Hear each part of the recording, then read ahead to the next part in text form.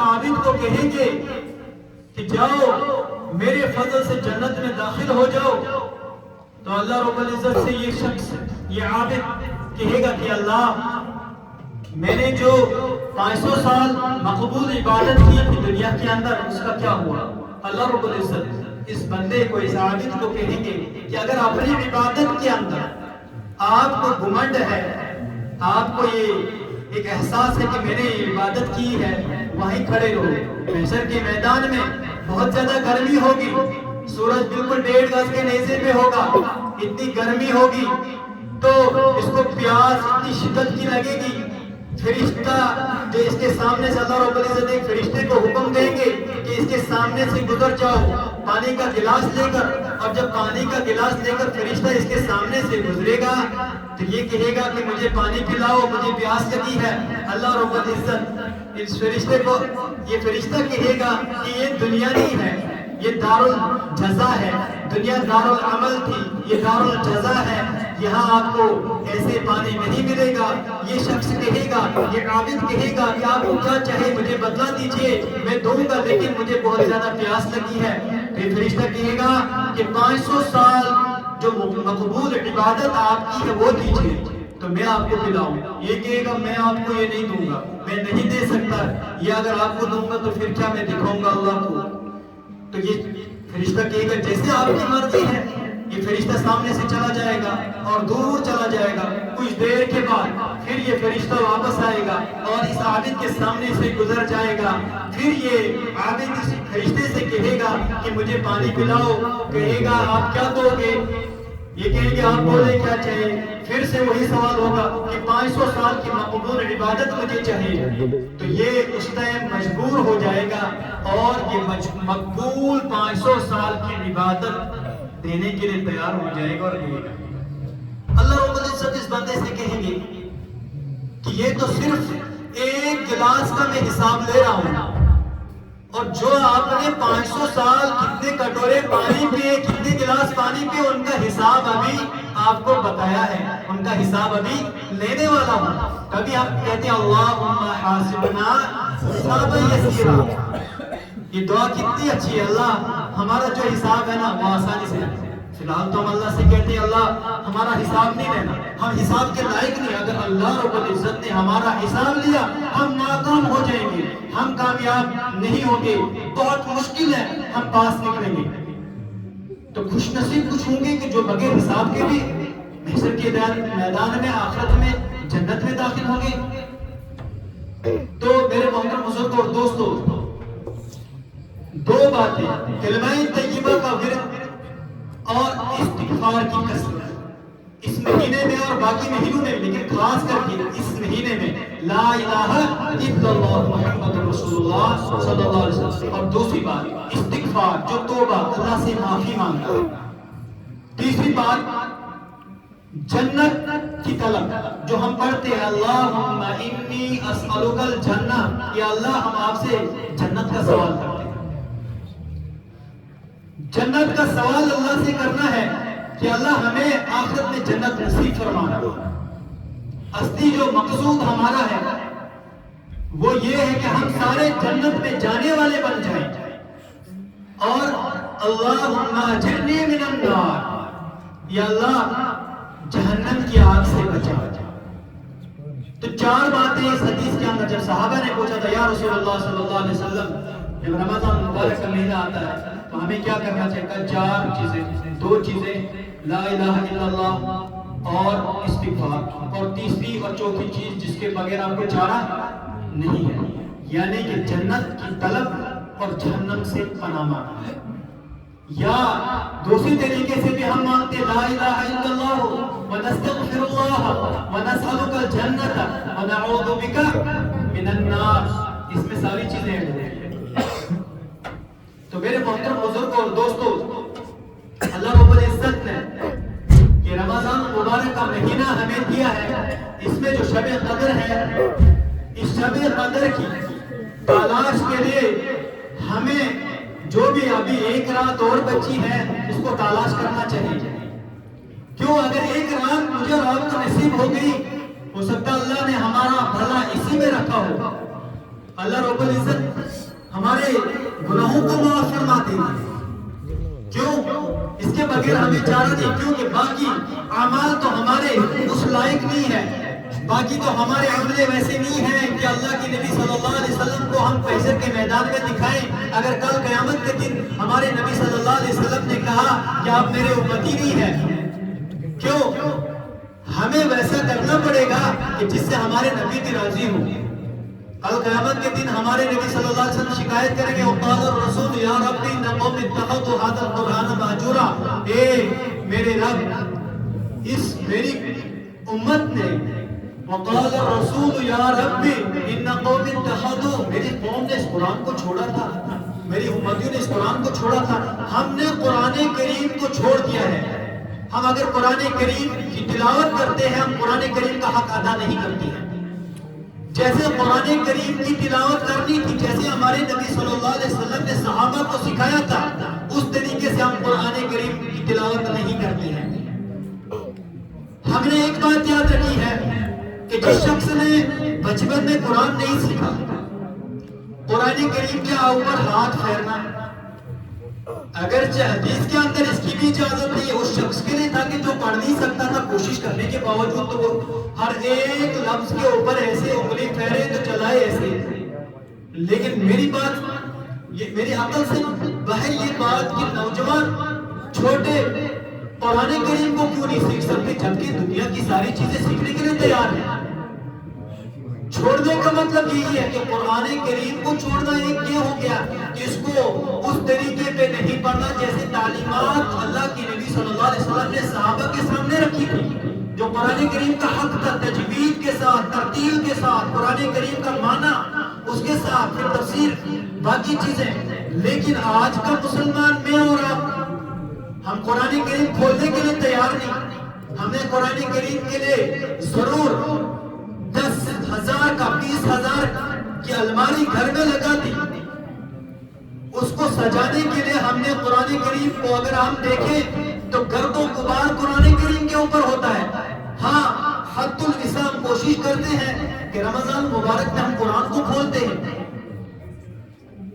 تو میں سمجھتا ہوں کہ بدنصیب وہ شخص ہے کہ جو قرآن کریم کی تلاوت نہیں کرتا ہے اور خالی رمضان المبارک کے اس مقدس مہینے میں پھر قرآن کریم کھولتا ہے. اللہ رب العزت بھی کیا کہتے ہیں کہ میرے بندے کیسے ہیں کہ قرآن کریم کو صرف رمضان المبارک میں پڑھتے ہیں، وہ بھی کچھ لوگ اور کچھ لوگ جنہوں نے سیکھا ہی نہیں ہے، اب اگر پڑھا ہے تو بغیر تلفظ کے. مجھے یاد ہے کہ جب میں دارالعلوم میں پڑھتا تھا، تقریباً 80 سال کا ایک بزرگ جن کی داڑھی مبارک بالکل سفید تھی، پورا قرآن کریم تلفظ کے ساتھ، تجوید کے ساتھ سیکھا. میں بالکل چھوٹا تھا، 14 سال کا تھا. تو میں اور میرے دوست بچپن کی زندگی تھی، ہم اپنی جگہ ہنستے تھے، چھوٹے تھے کہ یہ کیسے سیکھے، اتنے بزرگ اور اتنی ایج زیادہ. اور وقت گزرتا گیا، ہم نے اپنے آنکھوں سے دیکھا کہ وہ ہم سے اچھا قرآن پڑھنے لگے. ہم سے پہلے نورانی قاعدہ ختم، ہم سے پہلے قرآن کریم ناظرہ پڑھا.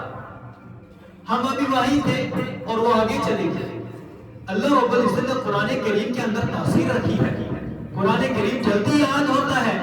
اور دوسرا یہ کہ رمضان المبارک میں جب انسان پھر تجوید کے ساتھ، ترتیل کے ساتھ قرآن کریم کی تلاوت کرے تو کتنے ثواب ملیں گے. بہت زیادہ اجر ہے. جس میں کہا گیا کہ ایک نفل ادا کرو فرض کے برابر ثواب، جو ایک فرض ادا کرتے ہیں تو 70 فرضوں کے برابر. جیسے کہ غیر رمضان مبارک میں اس نے 70 فرض ادا کیے. لیکن اگر قرآن کریم کا حق ادا کیا ہوگا، قرآن کریم کو سیکھا ہوگا، اگر ہم ایسے ہی پڑھیں گے تو اس کی میننگ چینج ہو جاتی ہے۔ علماء کرام فرماتے ہیں کہ جیسے ایک شخص قرآن کریم کی تلاوت کر رہا ہے، الحمدللہ رب العالمین پڑھ رہا ہے، اس نے کوشش نہیں کی، تلفظ کے ساتھ نہیں پڑھنے کی کوشش کی، یہ پڑھ رہا ہے الحمدللہ رب العالمین، حالانکہ اس کی میننگ کہ الحمدللہ رب العالمین تمام تعریفیں اس رب العالمین کے لیے جو تمام جہاں کا پالنے والا ہے۔ اگر الحمدللہ رب العالمین پڑھتے ہیں چھوٹے ہاتھ سے، یہ کہتے ہیں تمام برائیاں اس رب العالمین کے لیے جو تمام جہاں کا پالنے والا ہے، اس کی میننگ بالکل چینج ہو جاتی ہے۔ یہ نہیں ہے کہ قرآن کریم جو ہے، قرآن میں اللہ رب العزت فرماتے ہیں اِنَّا أَنزَلْنَاهُ قُرْآنًا عَرَبِيًّا، ہم نے قرآن کریم کو عربک زبان میں نازل کیا ہے، لَعَلَّكُمْ تَعْقِلُونَ، تاکہ تم سمجھو۔ تو جب نبی پاک صلی اللہ علیہ وسلم کے اوپر 23 سال کے عرصے میں پورا قرآن نازل ہوتا ہے، تو آپ کو معلوم ہے آج بھی اور تب بھی سعودیہ میں عربک زبان تھی، اس لیے اللہ رب العزت نے قرآن کریم کو عربک زبان میں نازل کیا۔ قرآن کی آیت گواہ ہے اِنَّا أَنزَلْنَاهُ قُرْآنًا عَرَبِيًّا لَعَلَّكُمْ تَعْقِلُونَ، کہ ہم نے قرآن کریم کو عربک زبان میں نازل کیا، لَعَلَّكُمْ تَعْقِلُونَ، تاکہ تم اس کو سمجھو۔ تو ہمیں عجمی زبان، لیکن اس کے باوجود اگر ہم کوشش کریں کیوں نہیں سیکھ سکتے؟ تو قرآن کریم مقدس کتاب ہے جو رمضان مبارک کے مہینے میں نازل ہوئی، تو ہمیں قرآن کریم کو ایک تو تلفظ کے ساتھ اپنے بچوں کو بھی، بڑوں کو بھی، ہر ایک کو فکر ہونی چاہیے، ہر ایک کام انسان سیکھ سکتا ہے۔ جب ایک زمیندار پوری زمین پہ محنت کرتا ہے تو جب اس زمین کا وہ جو پھل اٹھانا چاہتا ہے وہ اٹھا سکتا ہے، تو یہی زمیندار، یہی چھوٹا، یہی بڑا، اگر یہ قرآن کریم کو سیکھنے کی کوشش کرے گا کیوں نہیں سیکھ سکتے؟ سیکھ سکتا ہے، آرام سے سیکھ سکتا ہے۔ ایسا ہو ہی نہیں سکتا کہ کوئی انسان کسی کام پہ کوشش کرے وہ کام نہ بنے۔ تو میرے محترم بزرگوں اور دوستوں، قرآن کریم 23 سال کے عرصے میں آپ صلی اللہ علیہ وسلم کے سینے مبارک نازل ہوا۔ آپ صلی اللہ علیہ وسلم نے قرآن کریم کو زبانی یاد کیا،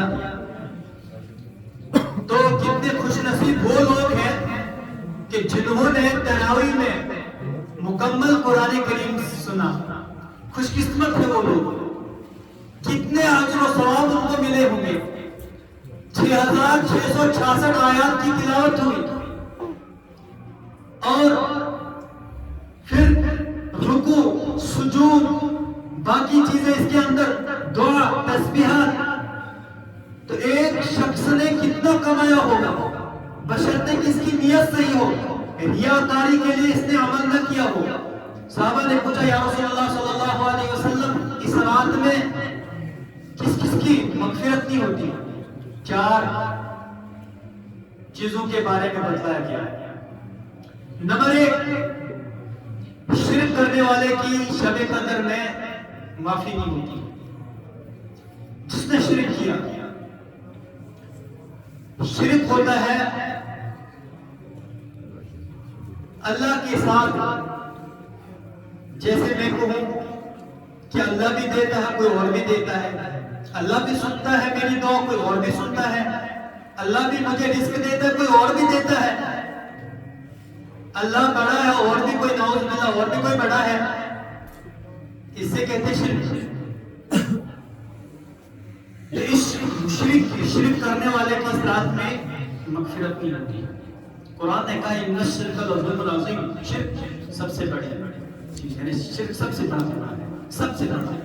شرک کے بغیر جتنے بھی گناہ اللہ رب العزت کہتے ہیں لاؤ کہ میرے سامنے میں معاف کر دوں گا، اگر سمندر کے برابر، سمندر کے جھاگوں کے برابر میں آپ نے گناہ کیے ہیں، مجھ سے معافی مانگو، میں معاف کر دوں گا۔ لیکن اگر آپ نے اپنی زندگی سے ایک بار ایک شرک کا گناہ لایا ہوگا اور توبہ نہیں کی ہوگی، اور آخرت میں آپ کو معاف نہیں کروں گا۔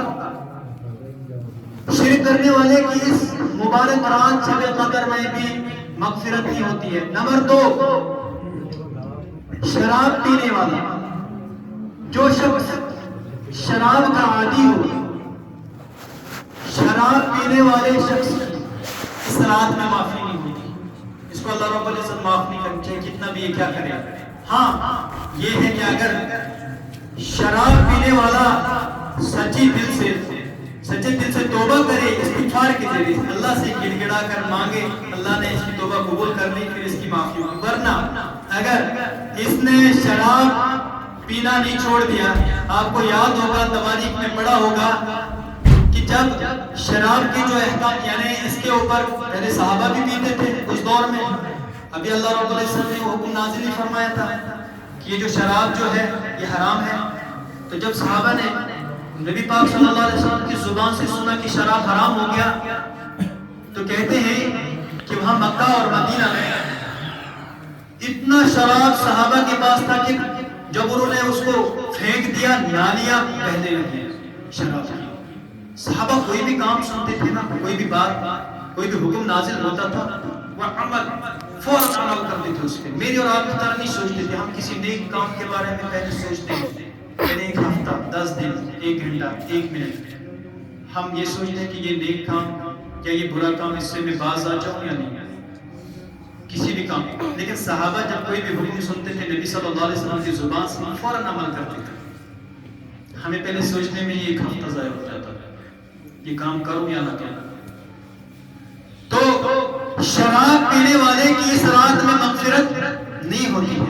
اللہ رب العزت نے کہا کہ جو لوگ دنیا میں شراب پینا بند کر دیں گے، دنیا میں شراب نہیں پیے گے، ان کو میں جنت میں شراباً طہورا، یعنی جنت میں شراب پلائیں گے۔ پر یہ وہ شراب نہیں ہوگی جو دنیا کی شراب ہے، گندی شراب ہے، وہ اچھی چیزوں سے تیار کی گئی ہے، جو مومنین، مومنات، مسلمین، مسلمات جنت میں پیے گی، اور وہ خوشبودار ہوگی، اس میں مزہ ہوگا، اس میں لذت ہوگی، یہ دنیا کی شراب نہیں ہوگی۔ تو 2 نمبر 3 رشتہ ناتا توڑنے والا، اس کی بھی اس رات میں مغفرت نہیں ہوتی۔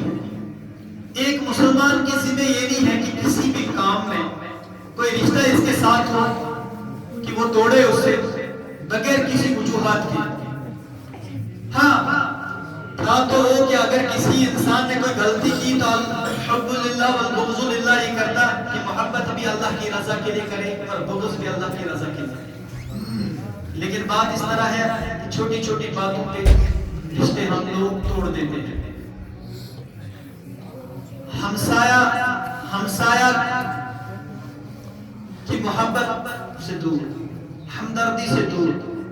اگر نبی صلی اللہ علیہ وسلم کے دور کی بات کریں کہ ہمسائے ایک دوسرے کی جو خبر لیتے تھے، ہر چیز کے بارے میں معلوم ہوتا تھا، آج کے دور میں اگر ہم دیکھیں گے کہ ہمارے جو ہمسایہ ہوتے ہیں، ہم نے ان سے بھی رشتے توڑ دیے، اپنے رشتہ داروں سے بھی رشتے توڑ دیے، ہمیں معلوم ہی نہیں ہوتا۔ اگر خدا نخواستہ کبھی کسی کی وفات ہو جائے، کسی کالونی میں جائیں گے، آپ معلوم کریں گے کہ فلاں شخص گزر گئے، اس کی اطلاع دیجئے وہ کہاں رہتے ہیں، کس مکان کیا ہے، اس کا ہاؤس نمبر کچھ نہیں معلوم ہوتا ہمیں۔